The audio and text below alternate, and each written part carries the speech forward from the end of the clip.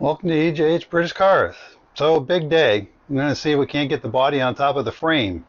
So I've done a little bit of extra work on the frame and the body. I cleaned out the threaded holes in the frame and all that with the tap. And I've got the rubber strips on top of the frame, which are to separate the body from the frame so it doesn't squeak and all that kind of stuff. So it's just about ready to drop on. It's just got to pick the body back up and slide the frame underneath it, which is on 4 wheels with tires that hold air for a change for the first time in 30 years. So big excitement here. So let's get started. There's the frame all ready to roll in, and here's the body up on the lift. And we lifted it right on the edges of the rocker boxes now because we can't have the 4x4s underneath and put it on the frame. You can see we got it all painted because it's gotten a little dirty to sit in here, but I did a little more paint on the interior yesterday. I had a drip here and fixed that. And there were a couple of spots where the paint was a little thin. But overall, it's looking pretty good. It's nice and shiny out here out in the sun, that's for sure.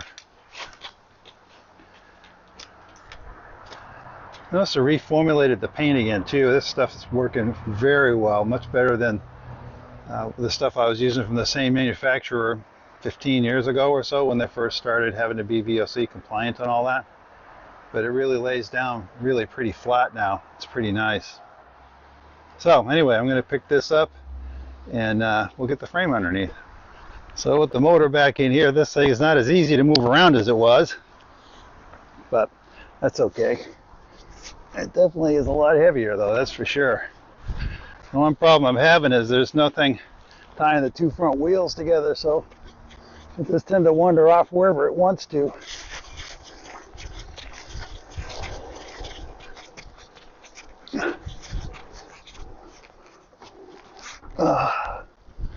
It's going to be the fun part, getting that up over the edge of the concrete. As the man said, give me a fulcrum and I can move the world. This is kind of similar to that. Some leverage through the arm on the winch. Pulls it right up here, no problems.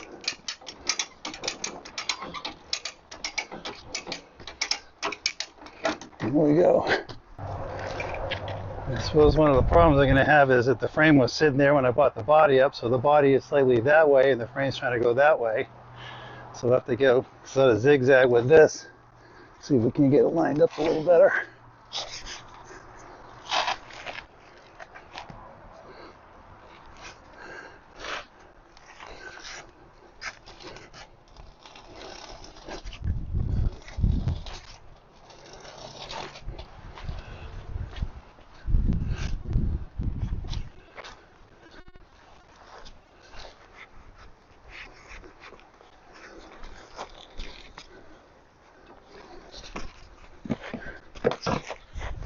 Definitely a lot easier pushing the rear axle up over that bump, that's for sure.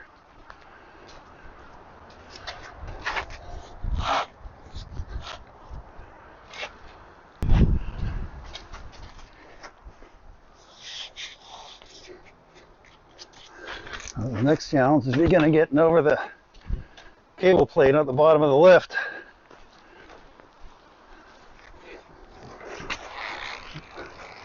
Well, that was remarkably easier than I thought it would be.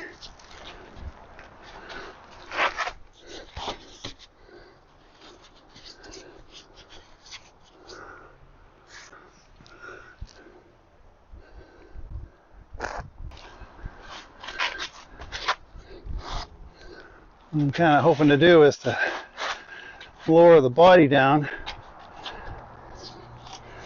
as long as it's reasonably close to being on the frame.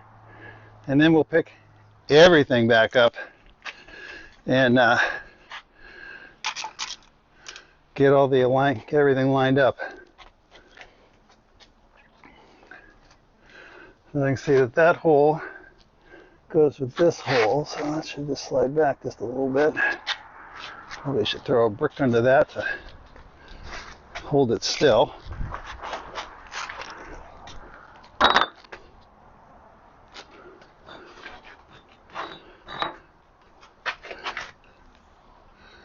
I'd say that was pretty close.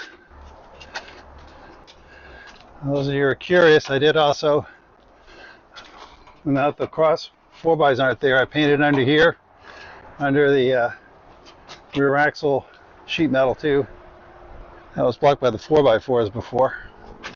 So let's let this down, see where we're at. Let's lower it down.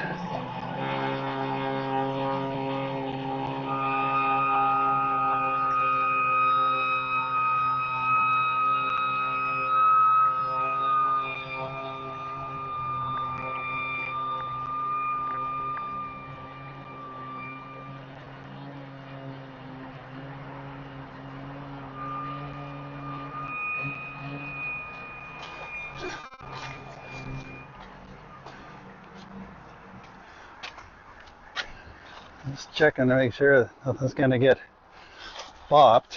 Let's move that out of the way.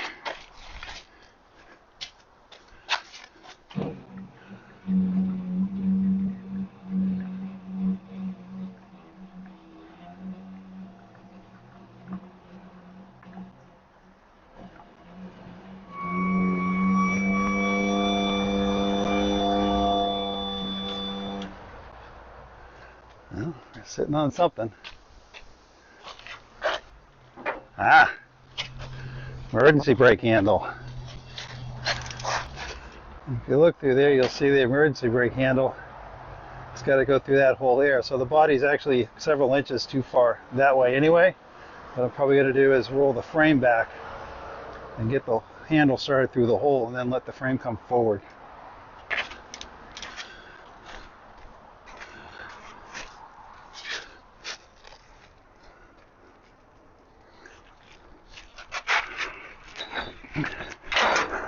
This pad actually has a 2% grade from the back of the car to the forward part of the car, and that's just to allow water to drain off it when it rains in the winter time.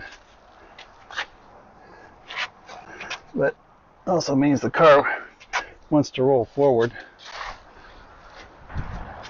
And if you look closely, right there you can see that handle's just poking through that hole now.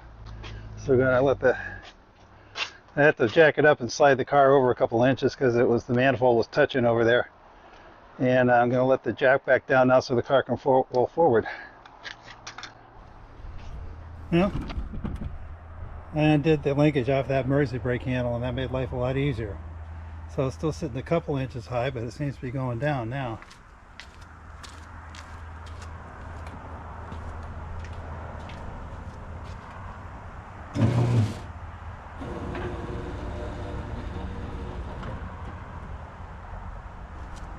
Well, the body is officially on the chassis. Let's see, it's not settled down yet, but you can see those holes lined up almost. Very, very close. I think the back end's a little off center still, but the body's fairly easy to move. You can see that tire sticks out about an inch at the top. Well, that's pretty close. So we got it in. That hole's still being a bit in the way. May have to trim that a little bit. But we're going to see if we can't get this bolted down now and get it where it belongs. Well, it's on the chassis. Most of the bolts are in place. I only have one or two of them that are tight. And I got to figure out how much spacer goes in here. That's about the last bit, really. So I got my body mounts in. Oh, there's one screw that goes here. Still needs to be done on both sides. There's the body mounts. One that goes in the front corner. The rear mounts. So it's all there. Still got to tighten it down, but it's late. Well, that's nice to so to get it back as one vehicle again, because they'll take up less space this way too, and that's good because space is at a premium. So I hope you enjoyed that. Don't forget to like, subscribe, comment, and share, and we'll see you next time.